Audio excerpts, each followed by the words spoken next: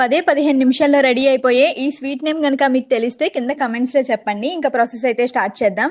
ముందుగా ఒక కడాయి పెట్టుకొని 2-3 స్పూన్స్ నెయ్యి కానీ, బటర్ కానీ యాడ్ చేసుకొని ఒక నిమిషం హీట్ అయ్యాక దానిలోనే ముందుగా కట్ చేసి పెట్టుకున్న బాదం పలుకులు యాడ్ చేసుకొని ఒక 2 నిమిషాలు వేగనివ్వండి. వేగిన తర్వాత వాటిని తీసేసి కిస్మిస్ యాడ్ చేసుకొని ఇంకో 2 నిమిషాలు వేగనిచ్చి పక్కన పెట్టేసుకోండి. తర్వాత అదే నెయ్యిలో 4-5 స్పూన్స్ ఆయిల్ వేసుకొని ముందుగా కట్ చేసి పెట్టుకున్న బ్రెడ్ ముక్కల్ని ఒక్కొక్కటిగా యాడ్ చేసుకొని బ్రౌన్ కలర్ వచ్చేదాకా బాగా వేగనివ్వండి.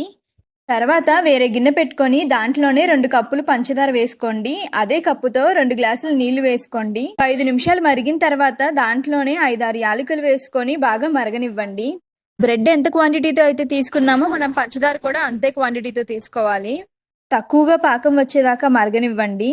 తర్వాత దానిలోనే మనం ముందుగా వేగించి పెట్టుకున్న బ్రెడ్ ముక్కల్ని యాడ్ చేసుకొని ఒక 10 నిమిషాలు అలానే మరగనివ్వండి. ఒక కప్పు మిల్క్ని కూడా యాడ్ చేసి ముందుగా వేగించి పెట్టుకున్న బాదం పలుకులు కిస్మిస్ని కూడా యాడ్ చేసి ఒక 2 నిమిషాలు కలుపుకుంటూ వేగనివ్వండి.